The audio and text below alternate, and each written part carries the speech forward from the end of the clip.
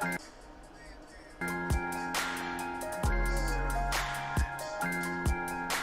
son of a bitch. Hit you with the drop kick, Marty Jannetty. No, I hit you with the drop kick, Marty Jannetty. No, I hit you with the drop kick, Marty Jannetty. No, I hit you with that drop kick, Marty Jannetty.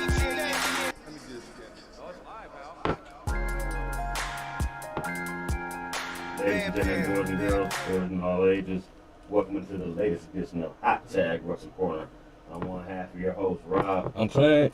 Currently, you're only seeing me on the screen. Clint, I'll straighten that cam up for you a little bit towards the face, towards the left. Left. The other way.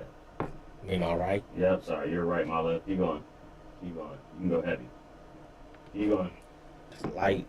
Just a little bit. There you go. That's cool? That's cool. All right. Actually, let me fix that right quick for you. Yeah, that light right there in the water. What's made the light? Sorry. You just said put on the opposite side. Bam. Oh, we're good now? I think we're good. Homie. I think we're good. That should be cool. Welcome to the latest edition of Hot Tag Wrestle Corner as we get some camera things going right there. I'm half of your host, Rob. I'm Clint. Quick restart there. Yeah. Then that yawn snuck back on me. I said, no, that yawn snuck up back on me. There we go. All right. Got our cameras. We need 4 or 5. And our other one right here. Back cool. All right. So, back in with another edition. Got a Tony Schiavone this week. A little bit of a rundown. Running down the show from this week. Start off with news, of course, as always. And in the show, we got a prediction for Revolution, which will be tonight. We have to make sure we got this show in now. With that being said, Clint, let's start off with some news stories. Yeah, I'll start off with mine. So, first news story. No particular order. Goldberg is considering an in-ring return again. And he was asked about it. He said that he have a few ideas. He can do a matchup on his own if WWE's not interested. He basically said that they owe him a retirement match. He said at the end of the day he's 56. He's not sitting on the phone waiting to call. He said he can go to Israel and do something himself. Says never. Never. So, yeah, he's trying to consider another in-ring return. Which is like, please, no, we don't want to see you no more. I'm with you on that. Go somewhere. Go away. Next news, so Naomi, of course, was expected to return to WWE. Ariana Andrews explains why Naomi has not returned to TV. Of course. Now, hold on. I need you to take the skepticism out of your voice as you talk about this, because I feel like you feel like she ain't the most credible source of information, because she ain't on TV right now, and that's her girl. I don't do that. No. They real tight. They still hang. What's her name? So, she said that she's actually recovering from shoulder surgery. So, that's why she ain't been back at the Rumble yet. She's also, this is the part that I did. I just put the spurt like, yeah, okay, I'll think right about this. Go ahead. He said WWE called you last year playing that y'all win the tag team championships. Yeah, but then they substituted you out for Sasha Banks. You see, has a bigger headline star than your head. Like, really? Like, no. Is that cap or real? I don't know. What? Do you smell cap on that, or is that real? I mean, cap if they think it was you, probably y'all two. Like, no. Naomi probably with a partner, but that partner probably wasn't you, though. It probably was somebody else. And it's okay. I mean, it's okay. I believe maybe it went down like this. It's a little bit of two parts of truth. They would deny it, and because they wouldn't go into the specifics. Her part of truth, where they probably contacted her and said, we're thinking about doing this. Probably, yeah. Having you in mind. And then came to the final decision of using Sasha Banks with Naomi instead, and then came back around and said, sorry, we changed our mind. So then she can come on and say, I was considered, even though in WWE's eyes, she was never really considered. We just wasn't sure what was going on with Sasha Banks yet, and then once we nailed that down, we was like, all right, well, you can go ahead to decide. Something like that. So literally, honestly, it's two truths right there. If you look at it that way. No. I just know you're trying to. I'm not trying to bullshit around. You're trying to defend. No, you're trying to defend her. It's okay. We know that. I'm saying, I honestly believe what I just said. It could be truthful. They do that all the time. I just don't think with her. No. Okay, I got you. Go ahead. Next, Tommaso Ciampa provided an update on his health. Said he had his final stem cell treatment. Good for him. Glad to hear he's gonna be back on the mend and back in the ring soon. Yeah, hip surgery in October. It's time for everybody to become. A lot of people be coming back. He was one I was thinking about. Your girl in AEW, Chris Statlander. I think it's about time for her to be back soon. Tegan Knox just came I back. can't wait because I need Chris Statlander to come back. I think they do too. He said, I wrote Dance with Buddies, which is Willow's term for wrestling, and played tag because it breaks his heart that he can't run the play for 4-year-old. Oh, he said 130 million sales via IV, 190 million sales via intra, which is ankles, hips, shoulders, and knees. Then he said 40 million sales for lumbar spine, SI joint. And then he said 360 million stem cells total. Let's heal. Mommy, daddy, Willow forever. Ever. So, hope that do lead to a Tommaso Ciampa coming back. He's one of the people I actually enjoy. That'd be dope. I can't wait. Next, two more. Brock Lesnar reportedly nixed a major match and then upstaged about changing his plans. So, officially it was Brock Lesnar versus Omos for Mania 39. This was not yes, thank you. You took the words out of my mouth before I could say it. That would have to be the B or C plan, right? That was not the original plan of it all. First plan was in the summer of 2022. They reportedly approached Stone Cold Steve Austin about a match with Brock Lesnar. I don't think we're okay. Austin turned it down. As I thought he would. It's probably for the same reason he turned it down 20-some-odd years ago. Ain't no heat behind it. And then he turned down an offer to wrestle Roman Reigns. Oh, Brock? I think so. It said it was a huge disparity in payout. I thank him for that, because I don't want to see that again. They say huge disparity in the payout with the offer for that Lesnar got pitched was nowhere near Reigns' offer. Then in the fall, he was reportedly supposed to face Gunter, which was the plan they had going to Survivor Series. They don't know why that match got dismissed, but it was nixed internally. Then the Intercontinental Championship supposed to be Lesnar versus Gunter. It never got mentioned. They also considered Lesnar and Lashley at Mania, but they went with the DQ finish, so they just ended up with Lesnar versus Omos and Lashley versus Wyatt for 39. Wyatt was also pitched to face Lesnar, but Lesnar reportedly nixed that idea himself. Don't know why he did, but he didn't want to be on no silly shit. But Omos was I'm telling you. Omos was the undisclosed backup. And Lesnar personally approved the bout between him and Omos. Also, there's reports saying that even though Vince is not in creative no more, Brock has to where Vince does all his booking in terms of like matches and stuff. Which means Vince pushed for the Omos Lesnar match. Like he pushed for that. Of course, that sounds like a Vince match. Yeah, so I mean, it's reported last week that one talent said that they believe McMahon has more influence on the creative team than public believe.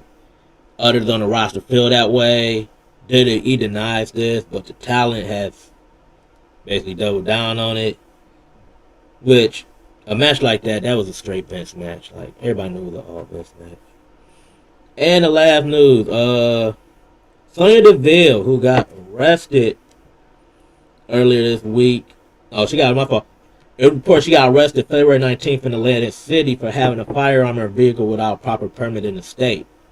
They found it in the glove box of the car. Car she was driving, then the hotel called the police and she was arrested. She was charged with second degree unlawful weapon possession, handgun fire permit. She started carrying the weapon around 2020 after the whole home invasion incident that happened in Florida. Yeah, rightly so. The gun she was arrested for was registered in Florida, but not in New Jersey. So she basically got fucked by a loophole, basically. That's what it is. Yeah. Yes. Of course, she was there in Atlantic City. Of course, we all know, mentioned she got engaged a couple weeks ago. She went to pick her car up from the valet. The attendant went to the glove compartment to double check the ownership of the vehicle since she didn't have a valet ticket. And that's where they found the gun, called the police. She never carried it inside any buildings. As she leaves it in her car at all times. She had no heat with officials over the incident. The company realized why she protected herself with a gun following the home invasion incident that happened. Also, she's also trying to get the charge dismissed. She had a hearing. They said later this month. After the incident, she had help from a judge in extraditing her permit to Florida so she could protect herself.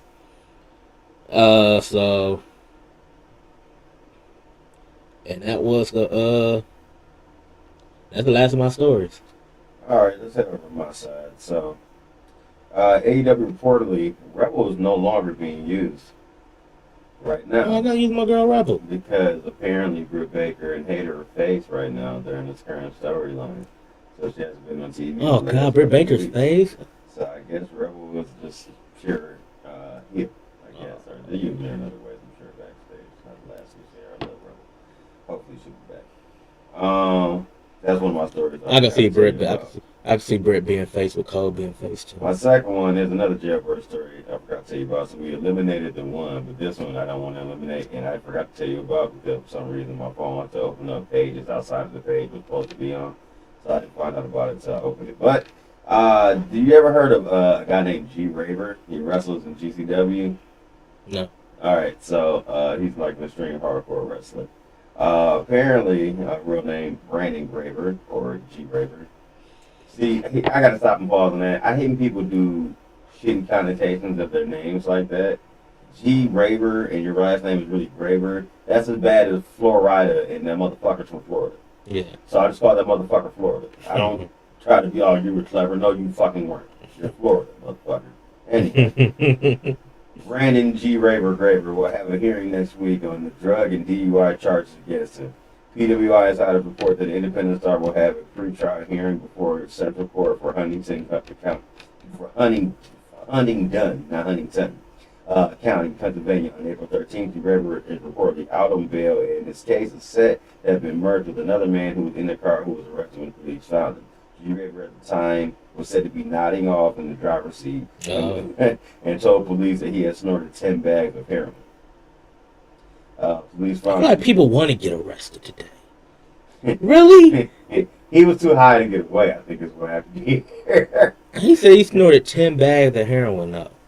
Police found drug paraphernalia on Graver as well as what they thought could be heroin. Yeah, how much did he have if he snorted 10 bags of it? Get into that now.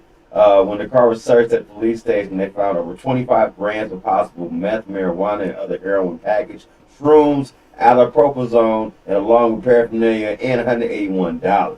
Graver is being in charge. All that, but then it was $181. Graver is being charged with manufacture, delivery, or possession of, with intent to manufacture or deliver, violation of hazard regulations, use of possession of drug paraphernalia, intentional possession of controlled substance by a person not registered, possession of marijuana, small personal use, driving under the influence of alcohol or controlled substance, failure to keep right, failure to use safety belt, driver in front seat occupant, careless driving, and only the first one of all those I just read is felony. I hate when they throw a bunch of charges together knowing that all them charges gonna get dropped except for one or two. I just thought it was an interesting story that involved wrestling, so I figured I should read it. No, you get that. It still don't beat Gray Robertson no one time, but he's up there. You like when I sent you that voicemail the other day from the from the doctor's D episode? You told me that one thing, I'm like, yeah. I knew they had the first season on Tubi. I wanted to find the second because I just wanted to see that. That's just like my favorite part. I was like, oh God, I You actually compared that to like slavery, bro. Like that what got me. You just did that for life. When Abraham Lincoln freed the slaves, he said free the poor. Like what? Just for What? Did that make sense? Like it. So, updating the story from last week, real quick, while I'm getting some other stories to load up here. Jay White is officially a free agent. We mentioned in last week's show. Contract was up at the end of February, last day being February 28th in New Japan. It's rumored that he's going to the WWE, but that is, like, not official or anything like that, but that's the rumor. In a way, I heard Triple H is going to be doing talent acquisition recently. Like, kind of like when he was building up his birthday NXT before, so he was going hard at the guys. We'll see how many of those went under on fire. Which is usually good. So let y'all stand his ground. Stand your ground, Hunter. Stand your ground. Yeah, no, it's not going to happen. Yeah, I know. Hunter's not standing any grounds. Yeah, I know he's not. So, I got SmackDown this week, so I'll bring it up now. It is rumored on SmackDown that Kofi Kingston suffered an injury, and if I remember correctly from watching SmackDown, the only scene this week that had Kofi Kingston in it was when the tag teams all came out and kind of argued with each other. I think it was about who was going to face Gunther or whatever. First, it was Drew McIntyre that came out, and then it was Sheamus. Then I know Karrion Kross came down there. New Day came down, and maybe everybody got beat down. You know what I'm saying? So, apparently during this beatdown, he caught a little harder than everybody else.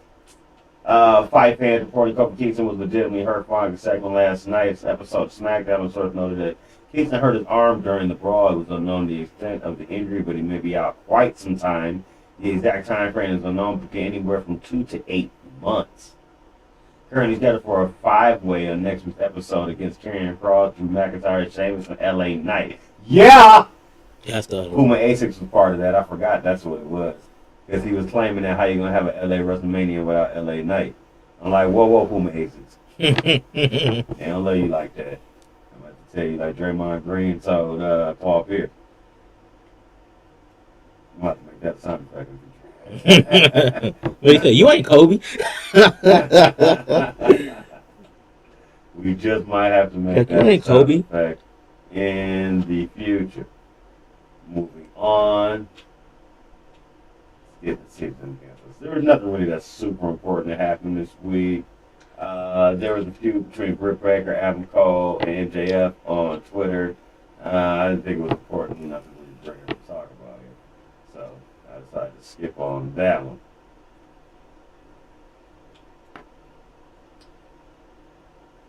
You brought it to the Tommaso Ciampa one, right? Yeah. You called that. You ever talk about it? Couldn't play with his daughter anymore. Gotcha. Also, you know what? That's it. Nothing else that's super important, bro. Daga suffers an injury at NDFPA show, but we don't cover that all like that. So I think that's pretty outside of our realm and really needed to cover. Except who? Daga, you know who Daga is? That's, Oh yeah, Tessa Blanchard's husband. Bingo. Dynamite dropping money. Dynamite dropping money. That radio school is surely paying off. Yeah, I know about him. Alright, well, with that being said, that's pretty much everything I got on the news side. Nothing that's super important. Let's get into this week's show. Starting off with the Monday Night Raw. Oh yes, I have Raw this week. It was a good Raw. Let's start off how most of these shows been starting off. We're gonna start with the Bloodline. Bloodline, Jimmy and Solo. Really ain't the Bloodline, it was just Jimmy and Solo. There's only one scared. So, is it really the Bloodline? Just 2 members? I guess it was just them 2 in Reigns, probably. So, I don't know. 3/5 of the supposedly Bloodline was good. Let's just leave it at that. They said there's not problems in the Bloodline. Family fight all the time. There's a lot of people that thought the Bloodline was over, but they're not. So they want some. They want some opponents to fight. chew out the Street Profits. They go back and forth. Back and forth. I think the end part of it was funny when Jay was like, "You keep Roman Reigns' name out your mouth for like, or what?" They said, or that led to a match between them. Good back and forth match. The Profits wasn't going to win this match, but it was a good opening match. Went around like 12 minutes. Solo got the blind tag and got super kicked. Super kick, Tension Samoa Spike on Dawkins. Dawkins for the win. Next, we get MVP out here. Brock Lesnar is here. So he's in the ring for MVP's VIP lounge. Lesnar said he's willing to talk business, so he tells MVP, "You ain't gotta be scared of me. Come in the ring. And he said that Lesnar basically told him like sell the people out there about me versus Omos. And MVP said, "Well, it's beast versus giant. You put your hands on the man's gonna be in a world of pain. But if you put your hands on the giant's gonna fight back. Gonna fight back." He said that's what Mania is all about. Lesnar said the match is made. Said let's drink on it. MVP offers him some champagne. No, Lesnar pulls out some white lightning. He said, "Here, drink that." MVP takes a shot, spits it out on Lesnar. Lesnar, and you know what happened there. F5. Carnage. Next, got Becky Lynch leader backstage talking about how winning tag team together is on their bucket list. Becky says she's not worried about Bayley. Cody Rhodes versus Chad Gable. I mean, Cody won with the Crossroads around like 10 minutes. I mean, come on, we knew who was winning this match. But Chad Gable looked good in the match, though. They said that they want to give Chad Gable more like a singles push. How many times have we said that before, though, with Chad Gable, and it didn't work out long.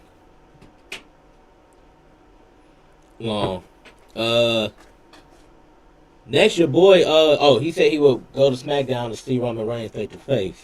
Your boy Baron Corbin's in the back, talking about how his bad luck lately. And then KO talks about, kind of prove the bloodline, saying they need to be worried about him. New trailer, Mania, Ford and Belair like in Titanic. Don't care about that. Judgment Day is talking about their SmackDown invasion. Rhea Ripley said Charlotte has accepted and she know will come for a Mania. Balor said it ain't over with Edge yet. Told you last week, challenged Edge to a match at Mania. Maximum Male Models. They come up to Otis and ask to watch him have a match tonight. So he tried to find Adam Pearce and search for somebody to have a match with. Next we get Asuka versus Carmella. It was a typical back and forth match. Asuka got allowed to basically start off early. Carmella, of course, did some cheap shots, get the middle a little bit, but Asuka wins this match. After she breaks up the code of silence and then beats her with an arm bar. We don't know what's going on with Carmella. Most of Carmella's thing is just now she just like runs around away from her opponents in most of her matches. Next we get Asuka calls out Bianca Belair, and Belair tells people that they're gonna tear the house down at Mania. Carmella jumps Belair from behind, so they're probably gonna wind up fighting each other one more time. Piper Niven versus Candice LeRae. Some reason Nikki Cross is obsessed with Candice LeRae. Excuse me. Cross offers the distraction, and then LeRae gets to roll up at like 2 minutes. So I don't know if she's trying to be friends with Candice. Johnny Gargano said he'll fight Otis tonight, and then he gets mocked for losing the Elimination Chamber. Him and Priest gets into it. Balor said Otis can crush Gargano tonight. If not, he'll do it himself next week. We get Miz TV. This is was a plus. So, Miz, of course, he's hosting WrestleMania. Yay. Seth Rollins basically interrupts by how he wants Logan Paul. So, he steals Miz's phone, and then he basically, like, calls Logan Paul live, like, FaceTime. And he tells him to come on Raw next week. week. He said he accept, and then poor Miz eats another curve stomp. So sucks being Logan. Sucks that you know Logan Paul, huh? That you brought him in, because it's like every time he does something to Seth Rollins, or Seth Rollins' name is in his mouth or back and forth, Miz gonna eat a curve stomp. He's gonna eat probably 2 of them at Mania, probably. Damage Control, ready for the title defense. Theory said he ain't happy about John Cena being back next week.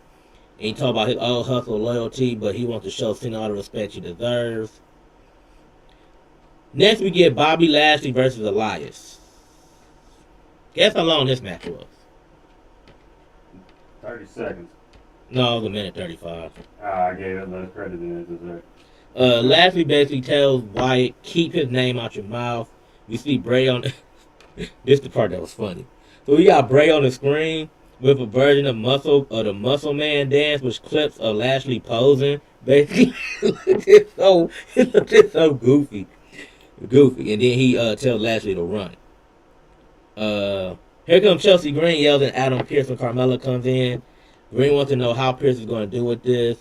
Pearce gets a phone call and said, "Oh, I have to leave." So he basically, she's basically a Karen character now. Basically, what Chelsea Green character. Yeah, she's basically like a Karen character now.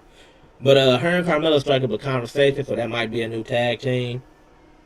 Next, Otis versus Johnny Gargano. Massimo Male Models is here in this corner. Yeah, a low kick.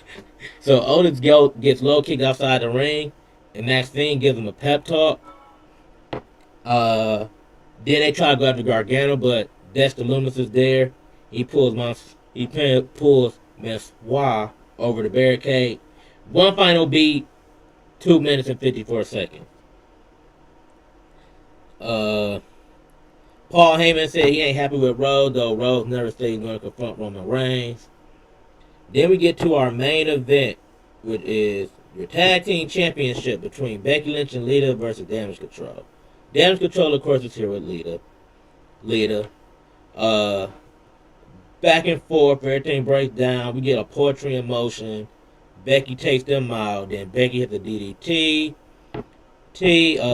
Becky fight back, but then out comes Bayley to slip a title in and distract the referee. Belly to belly suplex. Trish comes out here, cues everything. Sky gets face plant. Trish knocks out Bayley. Lita with the Lita saw, and then your new women tag team championship. So we have new tag team championships. We all know that this is going to be in the short term. The rumor they're talking about was they wanted to have Lita and Becky versus Baszler and Rousey for the titles, but guess Ronda also injured right now, so don't know how they're going to do that. Not to mention, and they said she's a bit of a charisma back in right now. So they said she's the female Chris Sabin. They said they wanted to do that, and then they wanted to do Trish versus Bayley, but since I think she's hurt, they might just make it a 6-woman tag match. Mania. So, and that is the end of Raw. They moved some stuff forward from Mania. I mean, that's what most of the show is basically going to be about. It's going to be the prelude to Mania, you know. You want to do NXT now and be done, or let me do Dynamite and come back to it? You can do Dynamite. Come back into it. Alright. Sounds good to me. So, over on in ASWW. I skipped a letter. Yeah, you did. Over in AEW. You just said I'm going to say normal now, huh? This was a bland go-home show that was, because it was an uneven episode for me. The first half was pretty good as far as the matches and the action. The good, bad, and ugly all goes to one match, but the opening match of the show, Orange Cassidy versus... Oh, your boy Action and Dre was on Dark. He was on this show, too. I got a problem with AEW and Dark. He was on this episode, too, with a giant botch, but... I got a problem with Dark. Go ahead, before I get into Dark this, I'll let you quick. continue with that. Okay, AEW, I get it. Go ahead, sir. I get with Dark and Elevation. I get it. There's no way in hell y'all should have 14 matches on Dark, okay? That's too many. Well, wait, hold on. That's Wait, now let me defend it. Number one, it's on YouTube, not on TV. Yeah, that's true, too. But that's... So you can play with your time. Because somebody can tune in to it whenever they want to. It's not like it's a time thing, like, television show is set to a TV guide, whatever. Two, you got to think of how many people they have on their undercard that they got to get some time in the ring. So that's why I be having that many matches. Because all the about to make Dynamite. You got Elevation too. Split that shit up. Elevation, yeah, that's split that up for the same reason also. But then also these episodes, I think too, I don't know. That they do split it up, and I wonder how they tape it, because when we go to an AEW show live, they usually say you get there at 7. You're gonna get Dark or Elevation for a couple matches.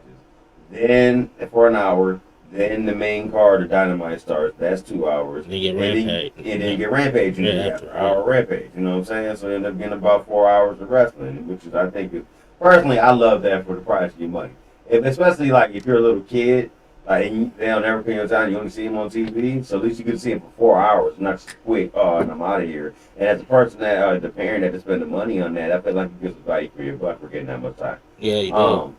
But I also think that they kind of piece those together to have that many matches. Like, obviously, we're not seeing 14 matches before the show at Dynamite. So they're showing this is like 3 matches from this week, 3 matches they had filmed. Yeah, they kind of like put it together, then kind of like recorded. Because they also record at Universal Studios now, so I think that's where a lot of those have done it.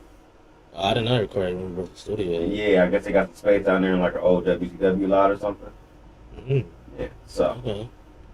I have heard they've been doing some stuff down in Orlando. So maybe it has something to do with that. Not exactly sure. Just I would assume it's just getting more talent, more time in the ring. That's the best way to do it.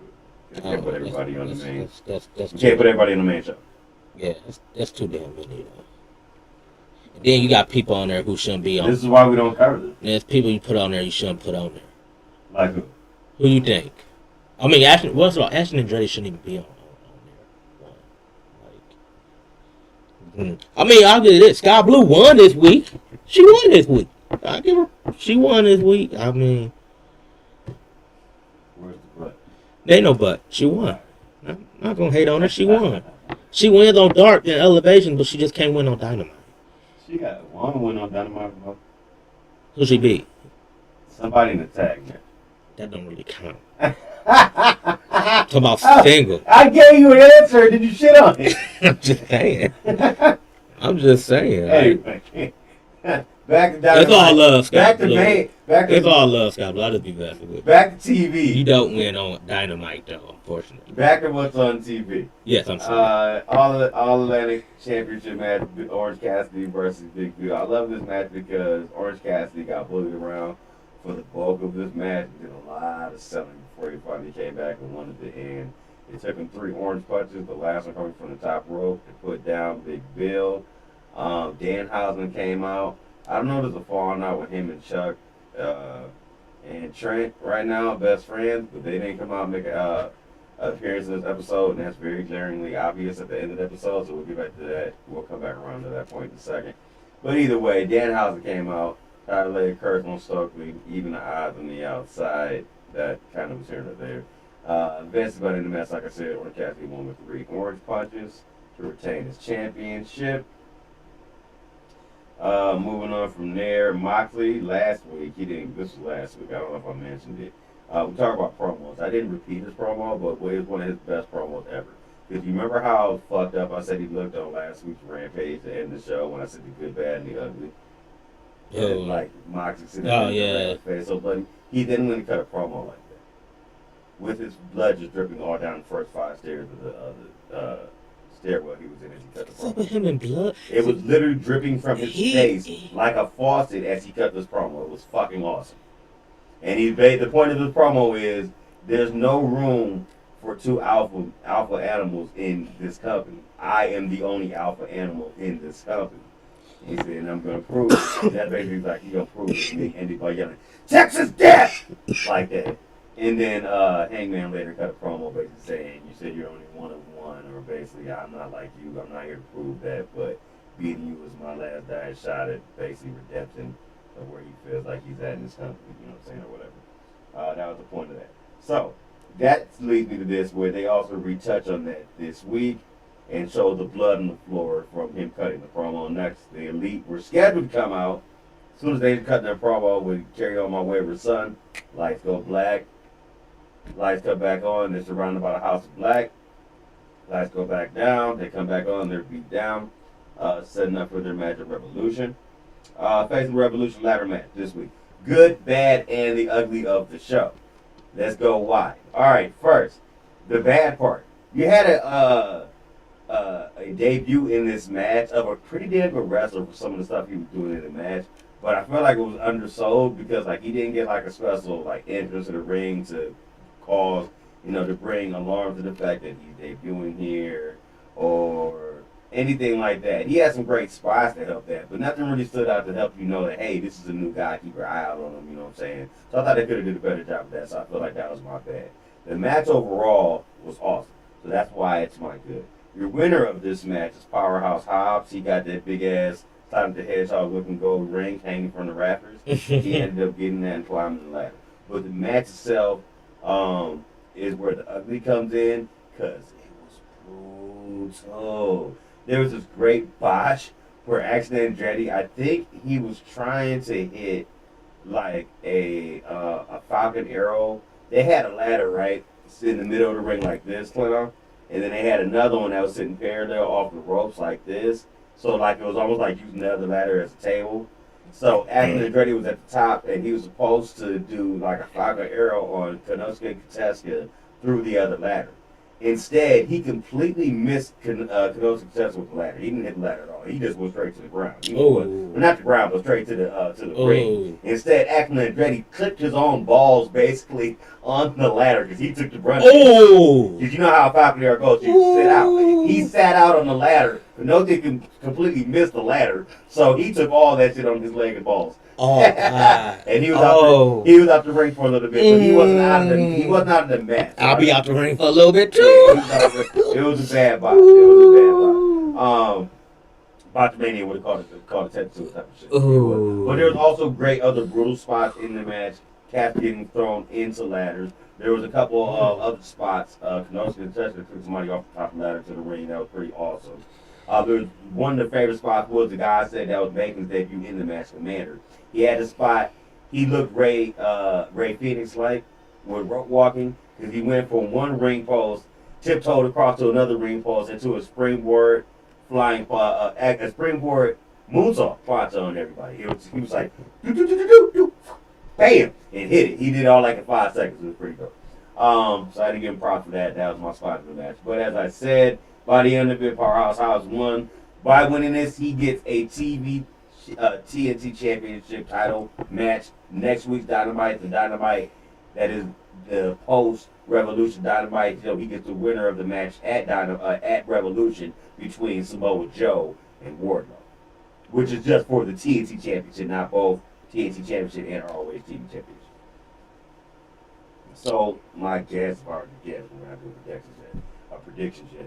Samoa Joe's going to retain, and then if he has 2 titles, possibly drop one at Powerhouse, because I think that would do more to help Powerhouse, rising in the company and in people's eyes, as opposed to Joe having 2 belts on the show. Yeah. Moving on from there, Chris Jericho beat Peter Avalon. 2 minutes watch, man. I'm not even no need to speak on it. Next. This is basically him getting jumped from behind by Ricky Starks, who then in turn got jumped by the rest of JAS. Next, Renee Paquette brought out Christian Cage for an in-ring promo. Oh, God. Before he can really even finish saying the promo, talking about Jungle Boy, and he said, over my dead body, and he dissed him and treating this business like a video game, he said. Then the lights went out. Video came on the screen basically, and it was Jungle Boy just digging a grave for Christian. So they're gonna have a buried alive match. Not calling it that. It's called the Final Burial. I think they had another name for it too, Biting the Grave match, something like that. So that's at Revolution also.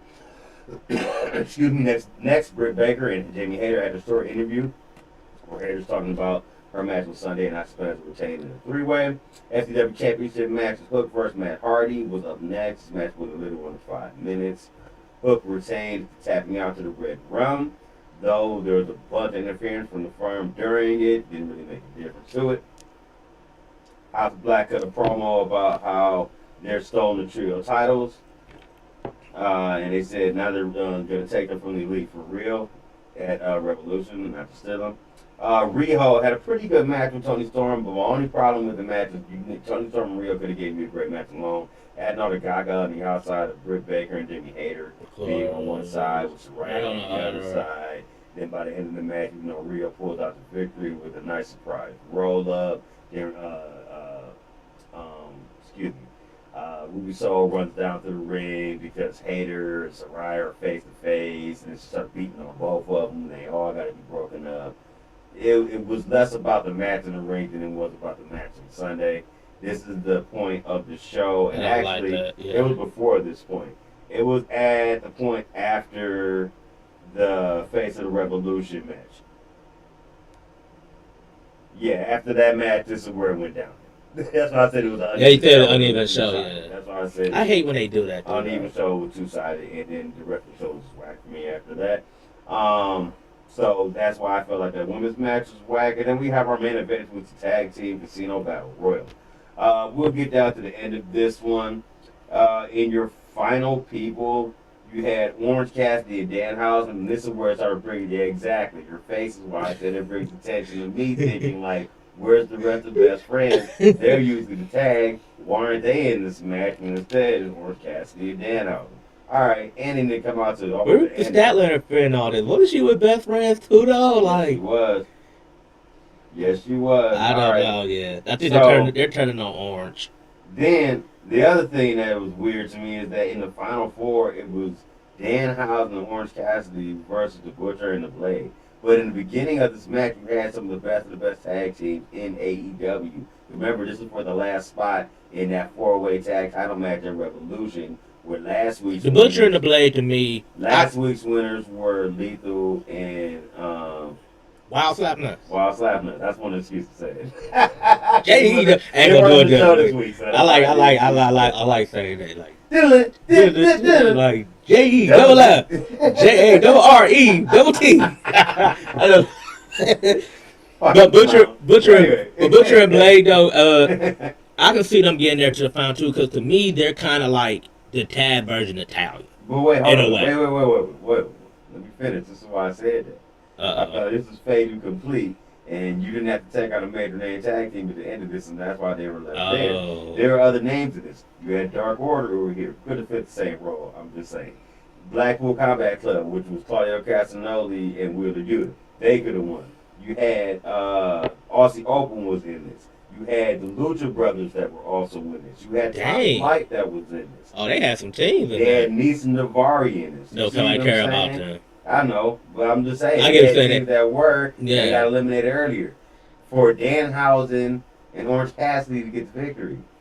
They won the thing? So they're in the tag match. That's why I said something's going on there with checking them. Either they're injured and coming back and they're going to tie up to the storyline.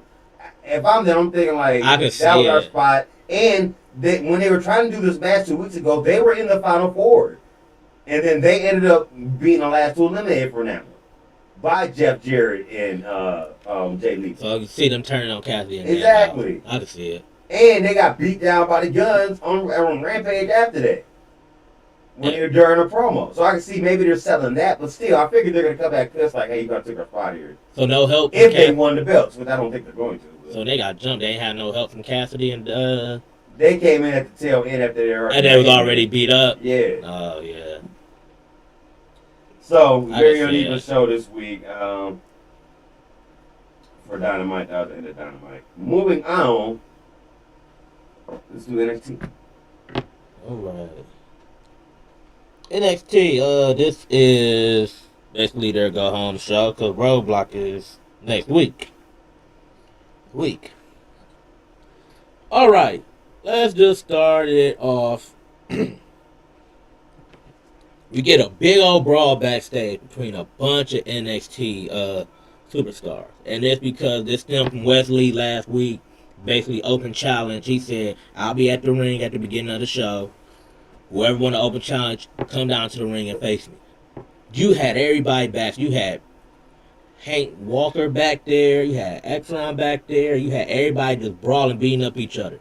Dabba Kato basically steamrolls through everybody and started talking shit going down to the room like, yeah. Apollo Crews come and take him out. They start brawling. Nathan Frazier comes and leapfrog off of Defecato into the ring. So it was them two for the what's the name? Who we hadn't seen Nathan Frazier in a while. Wow, good that he's back. Great back and forth match between these two. Basically had like two high flyers going back and forth. Okay. Oh, okay. I don't know if the door lock is locked or... Yeah. Okay. I'll just tap. Alright. Great back and forth. Double kick, double kip up. Nathan with a schoolboy. Lee hits him with a knee. Snap and reverse chin lock.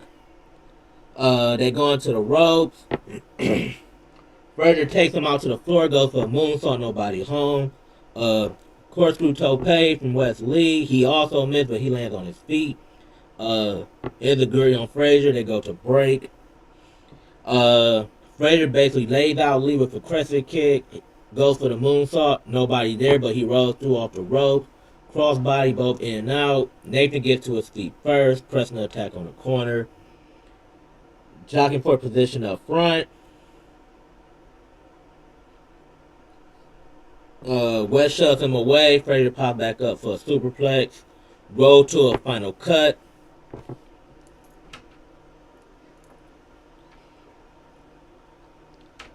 Frazier goes for a slingshot on the table, but Lee moves out the way, dives on him. Back in slingshot, back handspring.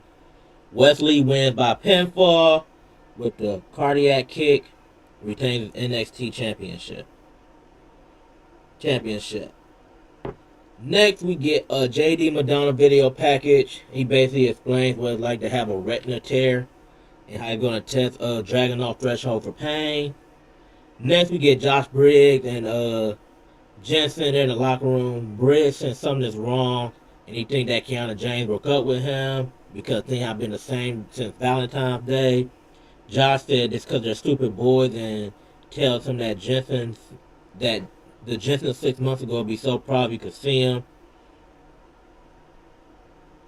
Next, Tyler Bate, hype reel. Hank Walker's interview backstage. He said he's trying to prove to everyone that he belongs here. Exxon rose up and berates him for kicking him in the face. He said they have a problem. This leads to another brawl. And he suggests Hank couldn't have been West anyway.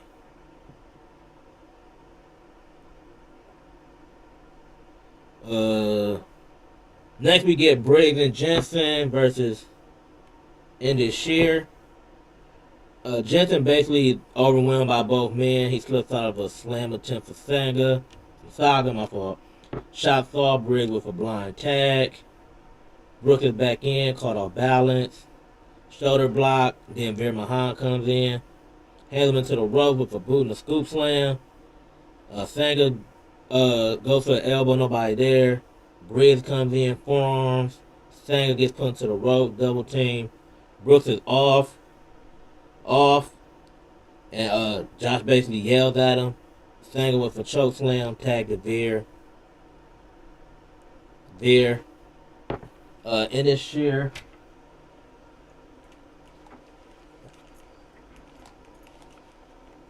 Indus Shear gets the win on Brooks Jensen. Post-match, Jinder Mahal gets on the mic, cuts a promo on the Creed Brothers for denying the NXT Universe and Indian champion last week, and said that they haven't been able to overcome them and try to do a trio match next week. Next, we get Wendy Chu, who got attacked in the parking lot backstage. She's out for real too. She had a legit injury too. So just like Nikita Lyons, apparently if you might be some Wendy Chu. Karen Q, supposedly. So she's out. They said her injury ain't as serious, but she's gonna miss some time though. So sucks for her. That parking lot, you in that parking lot, it seems trying like to make her a weirdo, but she cute. I like her character. She made it work. Let's put it like that. She made it work. Like She actually wrestled in, like, she put it all into her character. Wrestling in onesies and hitting people with pillows, like, pillows. So she got taken in the parking lot. Next, we get Gigi Dolan. She makes her entrance, and she gets on the mic. I put her promo You up. said you had them. This is your promo of the week. Okay, see, I can't do the promo justice because, like, she makes, like, faces, and it's, like, so emotional, like, when she was giving the promo.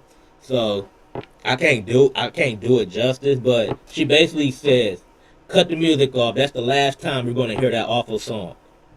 She said, I'm going to keep it to the point because unlike JC, I don't like the sound of my voice droning on and on. Don't worry, this ain't the first time I had to deal with life-altering changes. 3 weeks ago, my life changed when I got my head smashed into a door frame. But it ain't the first time in my life I got my head kicked in by somebody that I trust. She said, JC made me realize who she is. She's all about the glitz and glamour. That's what Toxic Attraction was about. It was fun to be the mean girls for a while, but Toxic Attraction hid JC's insecurities and it channeled my inner demon because I always been happy to survive. She said, JC knows everything about me, and she know the last person that beat me down and used me as a punching bag was my own mother. Then I ran away from home as a teenager to show my little brother that I can make it in WWE, so we can escape the constant pain and suffering. Then she yelled, you don't know the 100th of what I've been through. She said, you say you're the last woman standing, but I've been knocked down time and time again, but I got right back up. She said, so next we got roadblocks. She said, bring everything, because it ain't going to be enough, because I'm going to use every ounce of pain, suffering, rage that I have built inside to hammer the final nail in the coffin of Toxic Attraction. I was like, damn, that was a personal promo. And apparently that's a true story. That was a personal thing with her mom. That was true. Like, she tied it personal into her promo. I like when people tie personal to their promos like that. Like, outstanding, like, crowd was behind it. You might gonna try to build her to be probably their next star, probably. Female solo star, because we don't know what the hell going on with Robin and Perez right now. I feel so bad for her. They just like killed, like, her championship run been like so uneventful. After that, Chase U was backstage and Duke Hudson goes to check on Thea Hale. He asked how she's doing and apologized for his behavior, saying he was rude. She said Chase was accept his apology, but about the university he stands on there. He takes the podium, and guess who is interrupting? It's Schism. It's Spam Joe Gacy and all his little minions again. They basically run down Chase U, and they said they would leave the university burning in flames. This gets Andre Chase all pissed off. He said he's going to show his students the principles what he stands for when Joe Gacy gets the Andre Chase University side ass whooping. Like, no, you're probably going to get squashed in like 5 minutes. But it's okay, though. It's okay. Lab Empress make her entrance. Okay, so now I don't know if they changed his name again. They said Donovan Dijak now, so I don't know if they just like changed his name again. Alright, from now on this show, he's officially the initial DD. Just DD. It's something, he's gonna be Donovan Die, or they might say Dijak Dono next time. Who fucking knows? DD, alright? He's DD. Double D. No. Can't say that. That's different. That's too close to slap. Okay, yeah. Let's go to DD and we'll go from there. He said Tony cost the North American Championship not once, but twice. And at Roadblock, he's going to lock him down for good. Next, we get Mako Samatoro versus Zoe Stark, who Zoe Stark said she was like, I want to be a heel that people despise. She said, I don't care. She like, I don't want people liking me in secret. Like, she want to be like a one of them old school heels, you know, that like you see her on the street, you want to throw stuff at her, you want to like throw hands on her. Like, Perez is on commentary for this one. It's a great match. Good back and forth.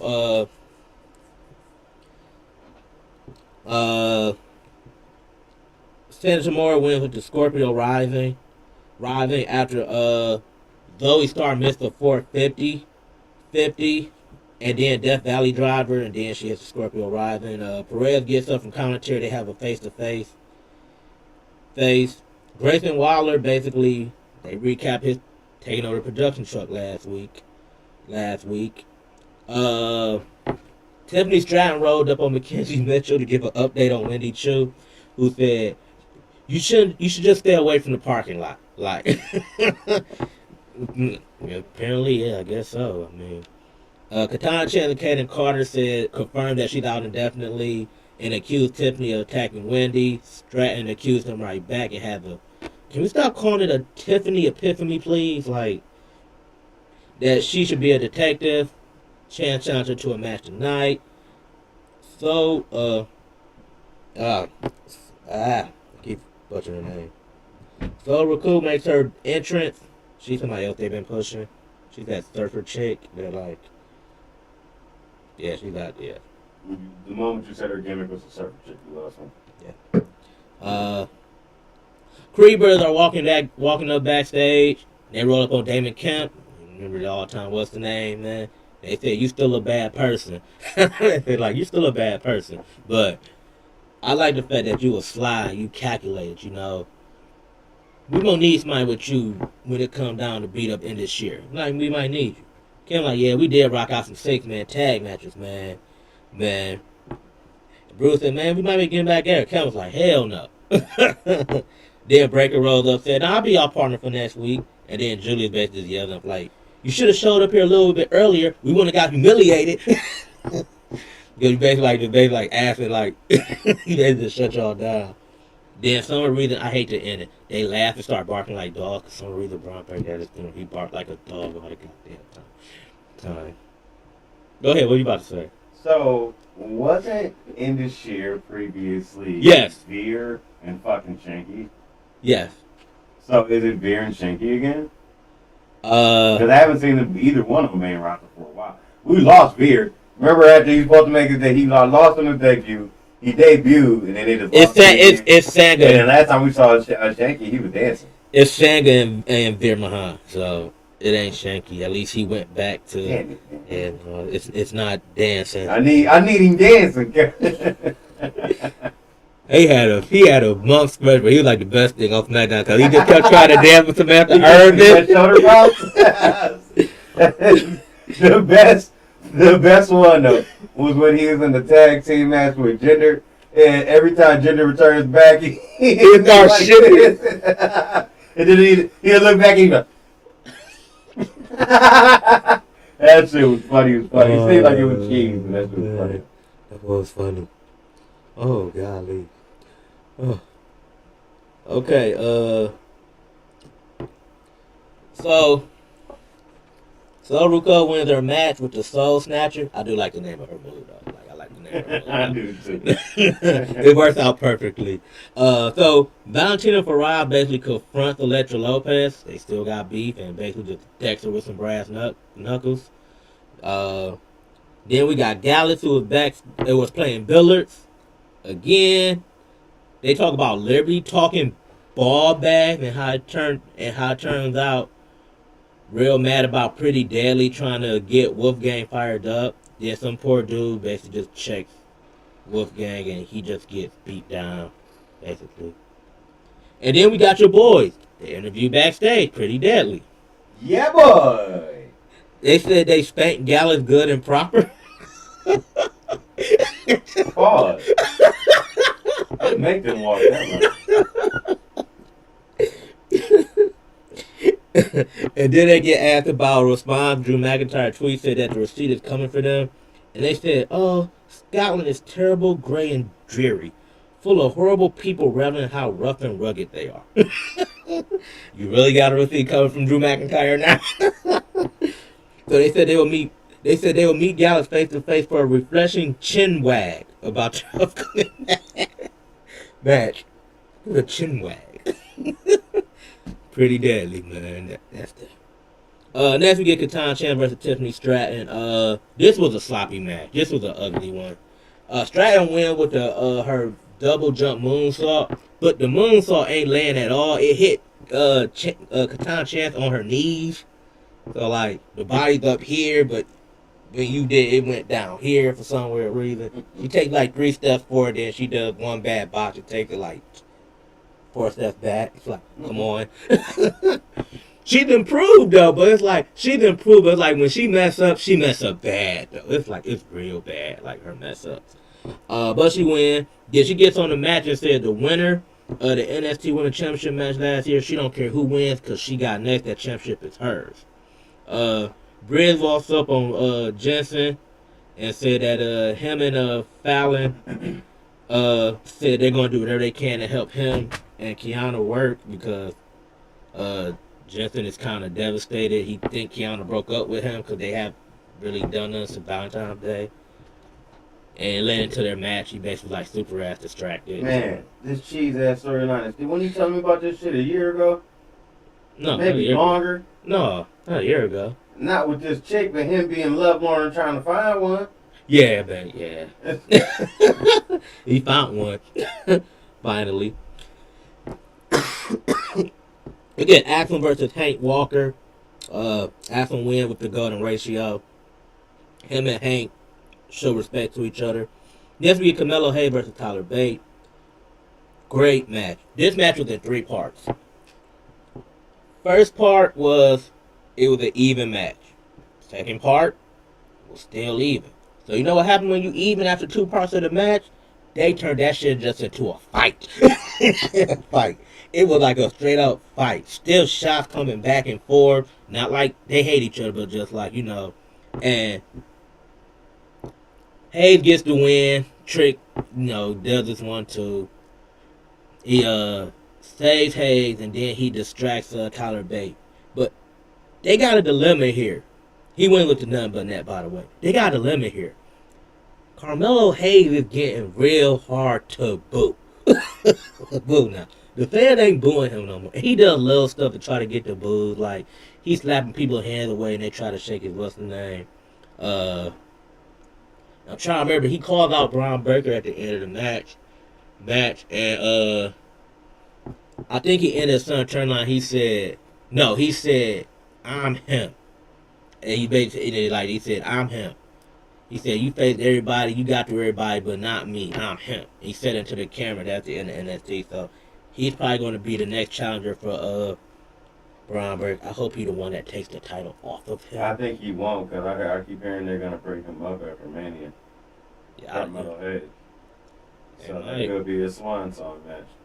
Yeah, could be.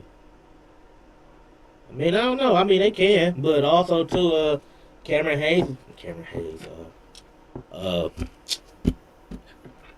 Grimes to the moon supposed to be apparently bought up, but he's one of them call up that we're going to bring you up, but there's one problem. We don't got nothing for you to do when we bring you up, so we're just going to you can't go back to NXT because they kind of already said you want to get bought up, so I guess you're just sitting there stuck in limbo. It's just, you should have just put him with schedule. You probably doing something more successful, probably. You would have been with Spam Guy, Have all the spam fun that they wanted. Alright. But anyway, though. Yeah, anyway, that was it. Alright, so we're going to go to SmackDown. Split up the AEW shows. It's a decent SmackDown. It was only 4 matches deep. First of those matches, after they started the show out with the showdown between Cody Rhodes and Roman Reigns finally. I love that. I thought it was pretty good. Roman had the rest of the bloodline leave, had a one-on-one conversation. And he basically, Roman basically told him, like, I love your father. He loved the hell out of me, too. Problem is, I ain't know who the hell you was. He ain't never bring you up. He showed up, he talked about Dustin and all that. He ain't never bring you up. The impression he had, the impression that he had was funny, too. He's like, I'm going to do your dad right now. Yeah, he did a Dusty impression. He did a Dusty impression. I'm not going to recreate it, but it was funny. It was funny. He did a Dusty impression. Ooh, baby. He was basically, the Dusty impression, he was basically saying, he said, Pray the you Roman, don't have basically. it, you are it. You Yeah. exude it, basically the phrase. Yeah. So then Cody said in return, like, this is my destiny to take this shot and take these belts off you and make you know who I am. You know what I'm saying? I always took on that challenge before. I took on that challenge with my little indie friends, and we went and sold 10,000 seats. And he was talking about all in with the Bucks, basically. He cut a good promo there, too. It didn't end in fisticuffs between each other. You know what I'm saying? They kept it straight up, which, you know, that's going to, of course, break down over these next 4 weeks until Mania happens. But so far, so good. I like the promo training they cut there. I love the little stuff they did with that promo. Like, Roman Reigns looked up and smiled at him when he was walking up the ramp. Then when he turned his head, he was salty. And then, like, he couldn't get in Cody's head.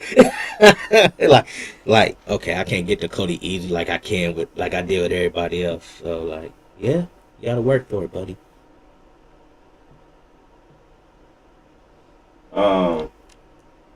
So moving on from there.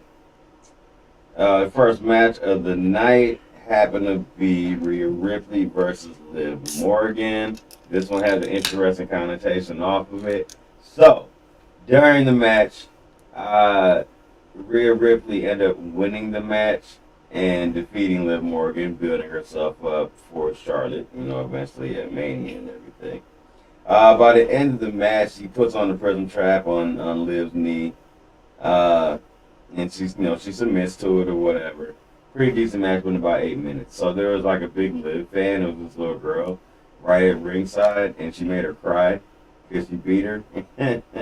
So Rhea went and put that picture, the caption of her crying, as her new like Twitter picture or Instagram picture, one of the two. And at the same time, it's not all bad. The little girl got to go backstage and meet Liv Morgan and stuff, so it made her feel better after the match. So. Yeah, that was pretty good also. That was cool. They looked back in the feud between Dominic Mysterio and Rey Mysterio not being able to hit his son after his son still in the mask. Then they cut to Dominic Mysterio talking to Rhea Ripley, and they're interrupted by Santos Escobar, who now since turning face is a gigantic Mysterio fan. And he said he should have punched you in the face, but good thing is I thought Adam Pearce let me get the match with you so you can see me in the ring. Santos Escobar versus Dominic Mysterio, pretty good match until the ref's back was turned and he got slapped with some brass knucks or something like. Yeah, it was some brass knucks. Some nuts. Yep, and then Ripley hit a riptide on him on the floor, throwing back in the ring. Dominic Mysterio hit the frog splash with the pin. Who's gonna put hands on Rhea Ripley? As a man, Yeah. somebody will. Eventually, I'm saying eventually again to that point, somebody's gonna put hands on her eventually. They're slowly gonna bring back the intergender. They had Sami Zayn cutting more promos about how he feels the bloodline coming down soon, getting praise from the fans in the background as he walks through the airport. Next up is the scene where we have, I guess I call this our ugly because we found out what happened after the fact, where Kofi Kingston got hurt and I'll be out 2 to 8 months possibly. Everybody's coming out to take their shot at Gunther. First, Drew McIntyre comes out calling him out, who's cut off by Sheamus, pissed off that Drew is out there doing that, knowing that he wanted to do that, and he's telling him to calm down.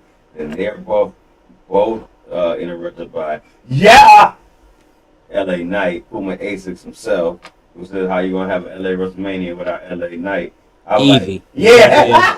Real easy. Real easy. You took the fucking words out of my mouth right before I could say the shit. And I was like, "Oh, very easily." Anyway. Then they're interrupted by the New Day, who are mocking him. Q carrying Cross. Then everybody has a brawl. This is where Kofi gets hurt. This leads to, I believe, a 5-way match this next week, which is probably going to be a 4-way now if he's actually hurt, because he wasn't included in it before. Or they might Or just they have can get Wood. 5 and have Wood take I'm thinking they probably have Woods take a spot. That makes probably. sense, too. Shayna Baszler versus Tegan Knox was next. Tegan Knox came to the ring with Natalya. So, let me get this straight. You go out with injury, then you come back, and they use the vet's music and entrance for you to come to the ring, and the vet wasn't even in the fucking match. Why you play Tegan Knox like that? What's happening, though? I don't know. Shayna Baszler came out to Ronda Rousey music, so I guess there's that. Anywho, Ronda Rousey, I'm hearing that injury may be real that she has there. I'm also hearing she's pretty irritated that she's not one of these top WrestleMania spots going into Mania. She said that the injury was an old shoulder injury that got like re-aggravated. Like Until she said, "Oh, like back probably she like doing UFC or something." Well, I heard she's also aggravated that she feels they're feeding her crumbs right now. Yeah, I bet she is. I'm like, hey, don't be a prisoner acting like Chris fucking Sabin and you might be alright. Well, she probably like, well, I'm better than Chris Sabin, and he actually wins championships. Okay, main event matches. Anyway, Tegan Knox won this, be tapping out to an armbar from Shayna Baszler. How can you making Shayna Baszler and lose? did the squash match. It was 2 minutes. No, Shayna Baszler won. Oh, okay. She tapped Tegan Knox. Oh, okay. I'm about to say, man, y'all better stop making Shayna Baszler lose when she ain't got Ronda Rousey by her side, but win what she do. Like Gunther complains about a lack of WrestleMania opponent. Bro, you about to get one. You had 5 minutes of ring fighting over it. Bobby Lashley comes out, said he's tired of the games, like the Muscle Man dance. Said that was cute, but no, it's talking man to man. Uncle Howdy tried that shit was funny as hell. Uncle Howdy tried to attack from behind. Who do you think Uncle Howdy is? I don't know. I'm still leaning probably towards Bo Dallas, but Body shape, I could see that, because I don't think it's Bray. Like, Bray's husky, he's not fat, but that guy is like, yeah, he's not Bray built. He's more slender than that. you got to be Bo Dallas, because they was talking about him coming back for a while, and that's probably how they probably bringing him back, probably. He haven't wrestled in a while now, so they probably like, well, this is a way to help him, like, get in wrestling shape, so when you actually have a match, then, you know, so. That's just my guess. Uncle Howdy attacked from behind Bobby Lashley, ate it, and then made him eat a spear, and he left the ring. Oh. Then we have our main event coming up. First of all, backstage, more gaslighting from Roman Reigns as he says, so, you know, where's your brother at? So, oh, yeah, he'll be back soon. You know what I'm saying? He'll be back soon. And you can tell that was just him putting words in Jay mouth because he didn't really want to say what he said. Because then a couple minutes later when he kept asking him throughout the show about this. And he asked him again for like the second or third time at the end of the show. He was like, he said, get off his back. He'll be back when he's good and ready. And he said, you know what? And he said, yeah, he's leaving the hell alone in shorthand. So then Reigns is mad and he can't believe it. And he blames Sami Zayn for bringing this all down. And everything happening right now with the bloodline. But he said, but know who's going to pay for it? Not Jay, Jimmy. He kept telling him, like, you going to pay for all this happening. So you better get your brother back. You talk about continuity and everything with the story, with the whole what's the name. I love how it's going right back. Because you remember, Jay literally joined the bloodline because you basically beat the crap out of his brother. During the I Quit match. And he basically just quit. I just like how it all turned around. What's going to happen is it's going to slowly crumble.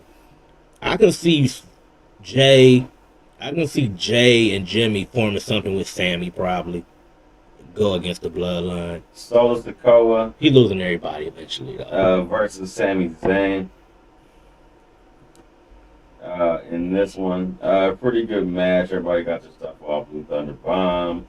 Jimmy says Solo Sikoa from the loop kick at the end though, which makes Sami Zayn take that Samoan. It was like 7 minutes, 47 seconds. Every match on the show was around 8 minutes, so it was a pretty balanced show. Other than the squash match with Tegan Knox and Shayna Baszler. Yeah, they built it more towards the. They built it more about the bloodline. That was pretty much the main event. After the match, Jimmy grabbed a chair and Solo. They all went to beat down Sami Zayn. Sami Zayn tried to put a fight up, but it didn't really matter. Zayn grabbed the chair, launched it at Sikoa's head, then hit a haluva kick on Jimmy. Zayn grabbed the chair, only had Solo knock it away. Zayn runs away into the crowd. That's it in SmackDown. Basically, now let's get into Rampage, which I think this might be the first time I can think of, and it maybe it's happened in the past, but this is the first time I can literally think of off the top of my head. But Rampage was a better show than Dynamite was this week. So Rarely happens. Rarely. On this show, they had another giant tag match, kind of. So you had Aussie Open versus Claudio Castagnoli and William Yuta. So Blackpool Combat Club versus Top Flight versus Dark Order. All these men were involved in that casino tag match and all lost. So in this match, it was nice action back and forth between everybody. I'm still trying to figure out why we keep bringing over Aussie Open if you're not going to have them go over any of their matches. I figure they're more of their headline tag team anywhere else. Why are we trying to use that like that here in AEW? But I digress. Either way, this match Everybody got their stuff off. Dark Order started coming in and claim house near the end. Hit the stunner into the German suplex. They hit on Darius top flight, but Willie Yuta smartly comes in, hits a stomp on Johnny Hungy to roll his ass out of the ring and puts the seatbelt in on the beatdown Darius of top flight already. 9 minutes 35 seconds. So Blackpool Combat Club wins that tag match. Pretty good match. I don't have a good and bad and ugly for this week. I would say I have a good. If I say a bad, I guess Serpentico getting squashed because he's just an eternal squash guy. But it was to get hobbled over, so it was a good purpose for the squash. But I can never give a squash a good. Somebody gets destroyed so bad, you just have to rewatch it for years and years to come. Anyway, moving on from there. I think this started a feud between Blackpool Combat Club and the Dark Order. This ties into the Evil Uno match with John Moxley from a week ago because after winning the match, Claudio Castagnoli and Willie Yuta got jumped by Johnny Hungy and the rest of the Dark Order.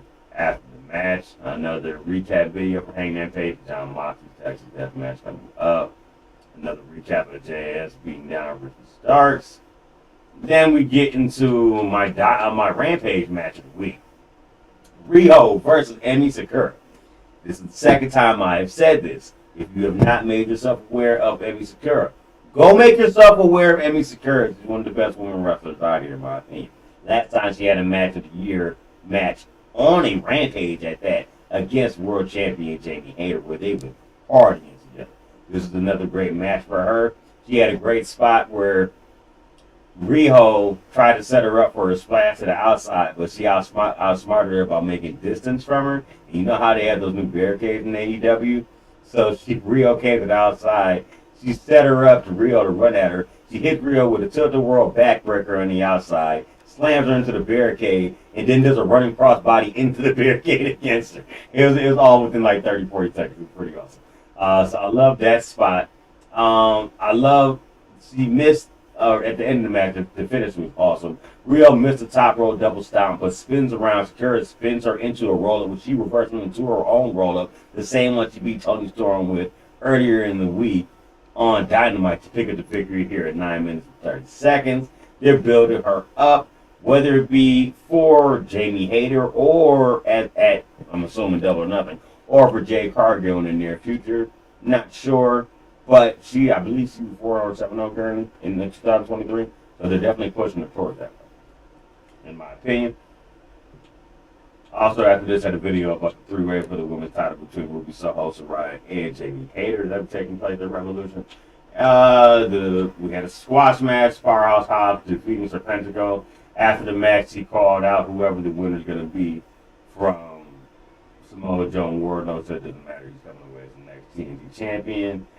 Don Callis comes in and recruits Konosuke Takeshita before he says that he was going back to Japan. So before you do that, why don't you hear me out and possibly come join me? So we'll see where that goes. That's very interesting. Mark Briscoe is officially not part of the AEW roster. He has a trios match on the Dynamite on the Rampage kickoff show later on tonight, where he's teaming with the Lucha Brothers against the Varsity Jocks or the Varsity something, whatever the name is. And already the guys that run with Mark Sterling, whereas Woods and Tony Nese. Those guys. And those guys. And then it's time for our main event. Being honest. Which is Naturally Limitless. You can probably take a guess who that is. Oh, God. Is that Dustin Rhodes and Keith Lee now? Oh. I hate how they always try to combo the nickname. He does it every time. Just to roll. Look, this is my thing. You can make Limitless with anything. But Natural Limitless? Like him and Cassie was like natural orange, like those orange juices. Like the grocery store. This time it's Naturally Limitless, you know what I'm saying? Oh, God. I guess. So anyway, living your best life, I guess. He only got a couple of matches left. This is probably his last year of wrestling. Let him have that. They were taking on. You can have that, it just don't have that nickname. They were taking on the Mogul Associates, which is Swerve Strickland and Parker Boudreaux. What's their name? The Mogul Associates. Okay. Mogul Affiliates. Yeah, that makes sense. The Mogul being Swerve, and he has these two big dudes. That's Yeah. Anyway, It makes sense. Parker Boudreaux, last time a lot of people seen him, they thought he was very botchy in the ring and very stiff. He looked okay here. There's a lot of horse versus horse in this match, you know what I'm saying? Because Justin damn near borderline horse. He's big as shit. And I don't mean him like weight. He damn near as big as Keith Lee if he was on weight as Keith. Either way. So he held his Keith own. Lee changed his hair color back. Yeah, she's straight gray. He's rocking the gray look. Yeah, he is. Oh. Parker Boudreaux looked good in this match, but he ended up taking the pin at the end with the Big Bang Catastrophe from Keith Lee, finishing him off at the end of the day to get the victory for Naturally Limitless. But I feel like this isn't over.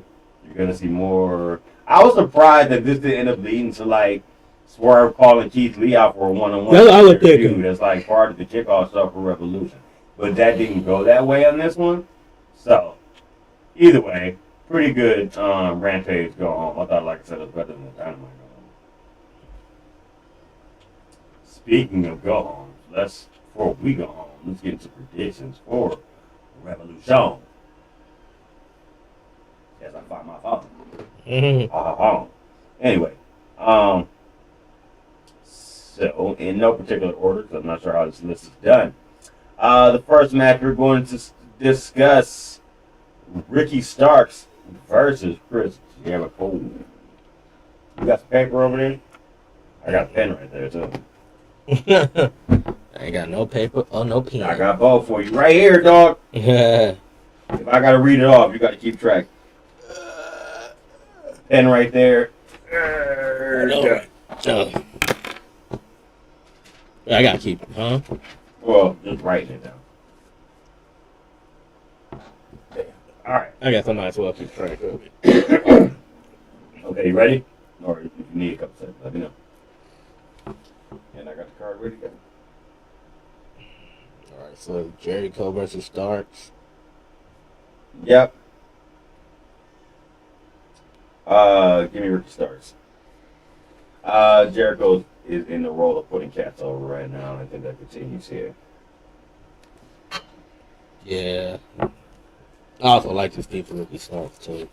Yeah, I agree. I agree with you. I think Ricky Starks gonna win. I think Jericho's like he's still gonna like win his matches, but I think he is kind of like making cats look good and put him over in the ring with him. So Next one, Final Burial. Jungle Boy Jack Perry taking on Christian Cage. he's still Christian to me.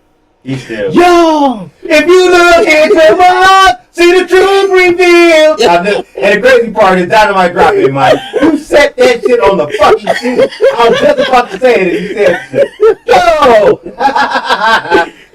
He's still Christian to me, gotcha. Scars never heal. That whack ass shit. Anyway, He said the match was a what?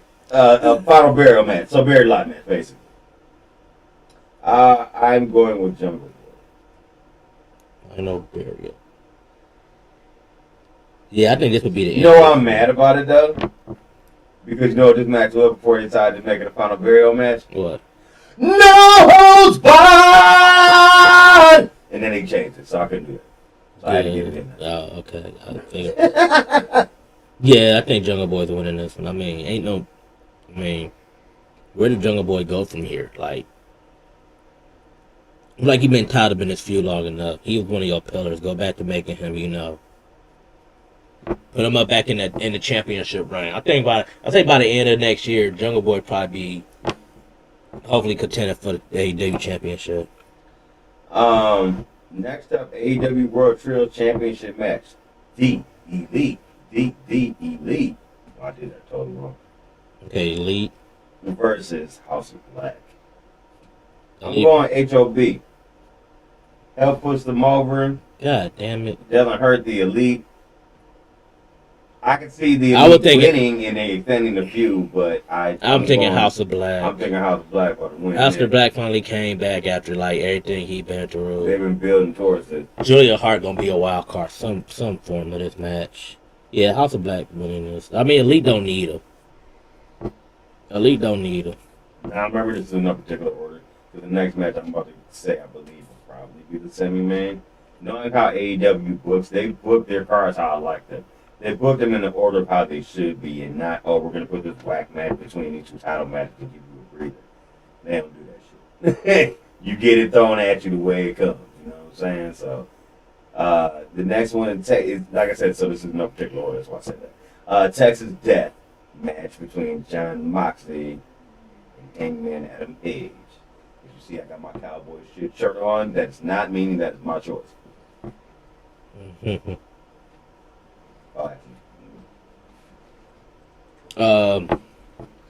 Mox versus Page. Ooh. This is probably my second choice match of the night behind the Trail Championship. This match is going to be very bloody. God, it is. You know what? And I expect, because there's no rules, you're going to get interference from Dark Order and BCC. Yeah, you know what? I know, oh God, I just thought of it. Blackpool Combat Club. I know, I seem like they're going more in terms of like going heel. I think Paige win and Mox finally just go the heel route. I think go back to it. Like, Paige needs a win, bro. Like, Paige been off TV for a while, cause I think he was hurt, right? Mm-hmm. So, but then again, I can see Tony Khan giving the match to Mox though. Like, hey, like, I'm going with Paige though. I'm taking Moxley. I'll be different from him. I'm going with Paige. I think Mox will win though, but I'm going with my heart. I always say don't go with your heart. My heart's saying Paige though.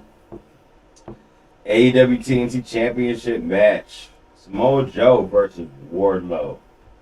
I think it's fait to complete because I feel whoever wins this match is going to drop it on Wednesday to Hobbs. I feel like they haven't had a significant title change on Dynamite in a little while, so it's about time. And I think it's about his time. You said it's ROH? The ROH title? No, the TNT. The TNT title. Okay. But I guess if I had to make a choice, sentimentally coming back from the promo he cut about his dad last week, I guess I'd say Wardlow. I mean, bro, he came back with a new haircut, bro. He did, but hold on, I changed my mind, I think. Because it will make more sense for Joe to drop it on Wednesday than Wardlow to come back and win it and drop it 3 days later. I could think Wardlow can win it and don't drop it to Hobbs immediately. True. But then the reign is, 2 months? Because then he drops it at Double or Nothing possibly. That TNT title reign gonna be no more than 2-3 months anyway.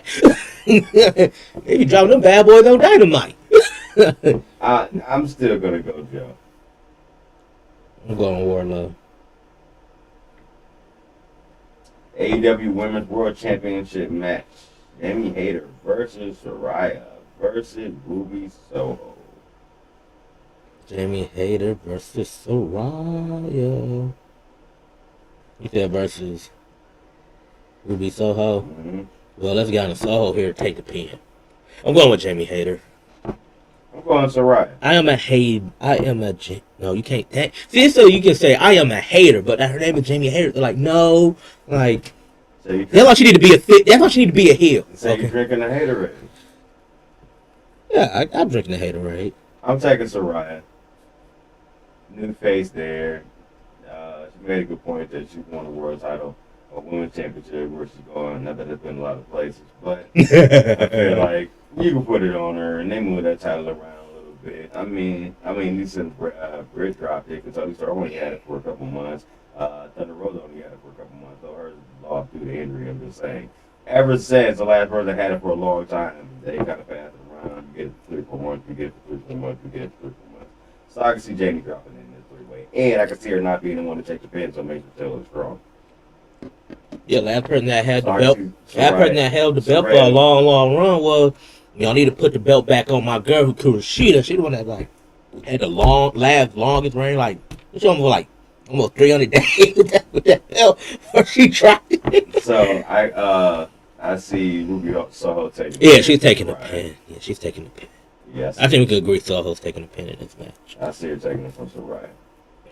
I'm going with Jimmy Hater here, though. AEW Tag Championship is a 4-way.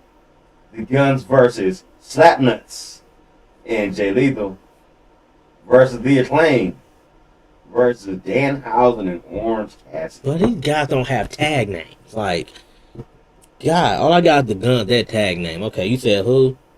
Slapnuts and Jay Lethal. Okay, so versus Lethal Slapnuts. I'm putting that on the paper. That's the tag name. Lethal Slapnuts.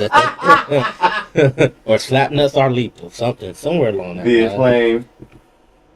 Oh, Yeah. the Slytherin guys? Yeah, and Orange Cassidy and Danhausen. What's the name of their team?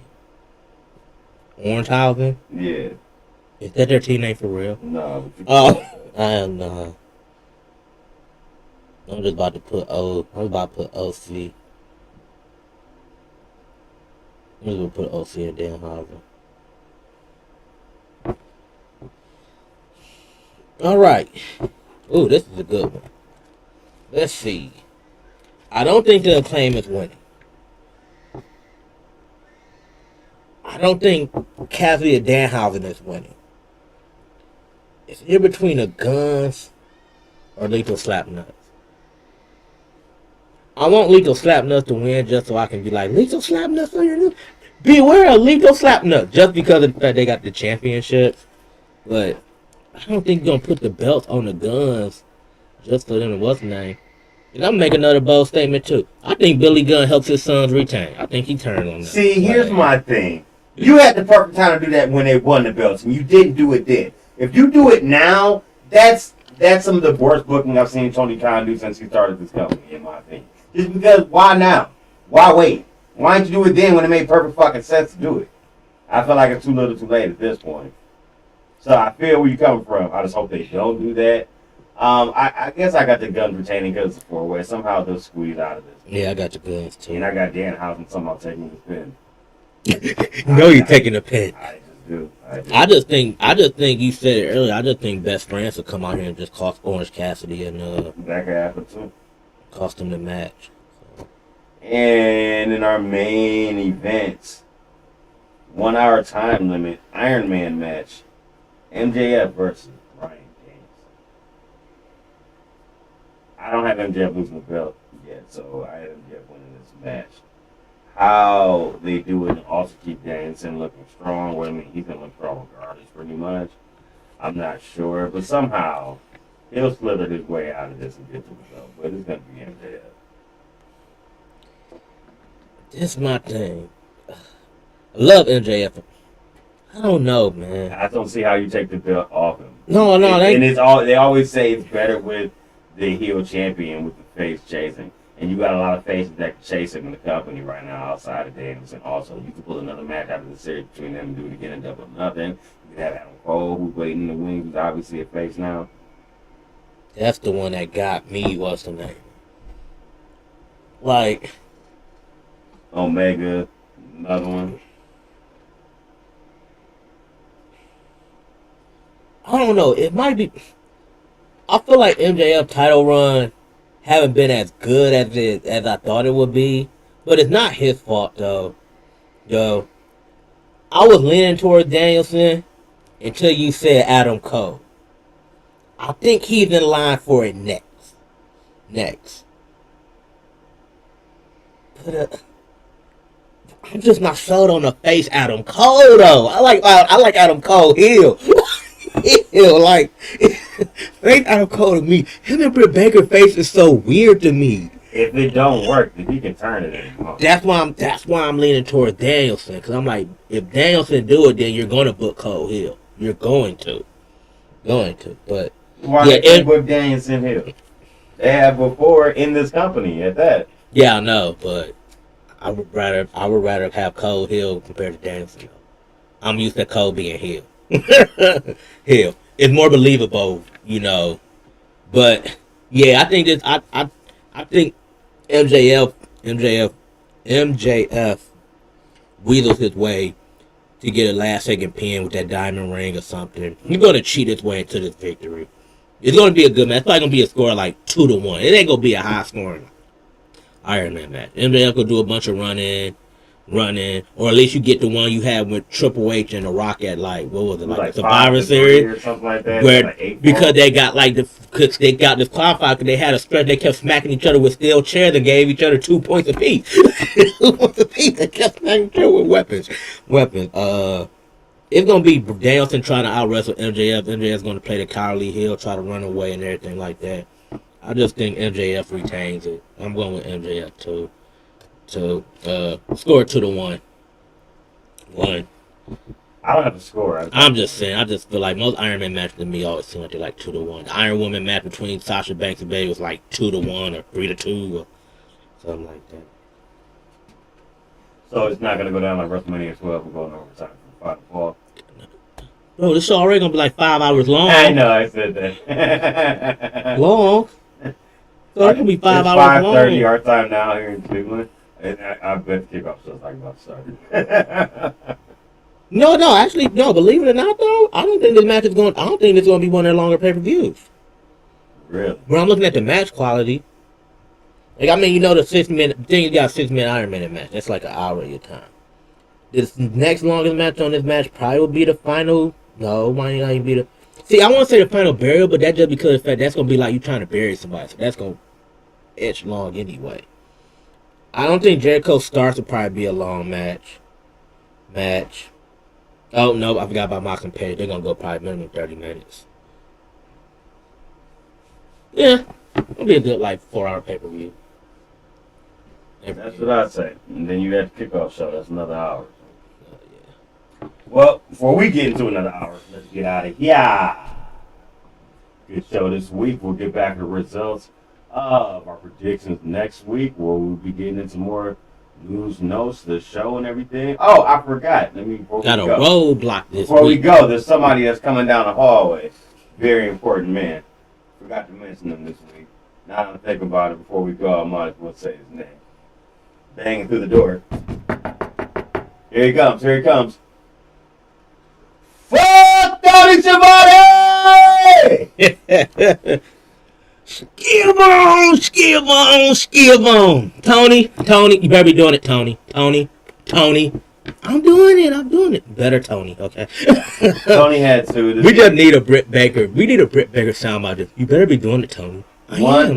Tony is the master of catching the cut when there is a brawl that is about to happen. At the end of Rampage, I should say, as a part of their go home, I'll show you the two before you go to the preview. Jericho was talking shit about Ricky Starks. Didn't know that Ricky Starks was standing directly behind him, and they had it shown on commentary. As all of this is happening, and he's talking shit. All you see is Tony just doing this.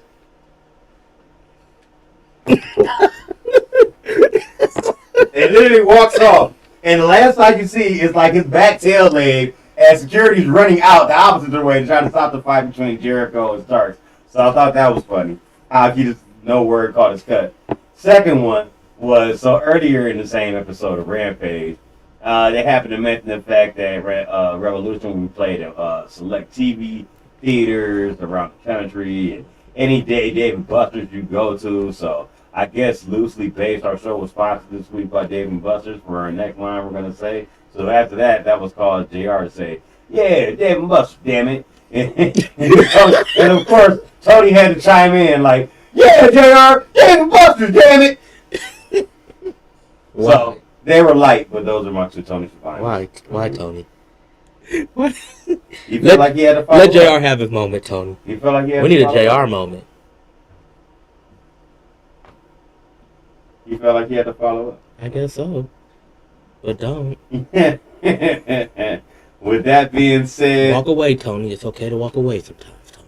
There's no time to just walk away. with that being said, we're gonna get out of here as we always do with Mr. Ron Simmons. Damn. One half of your host, I'm Rob. I'm Clint. And this has been Tag Wrestle Corner. Peace.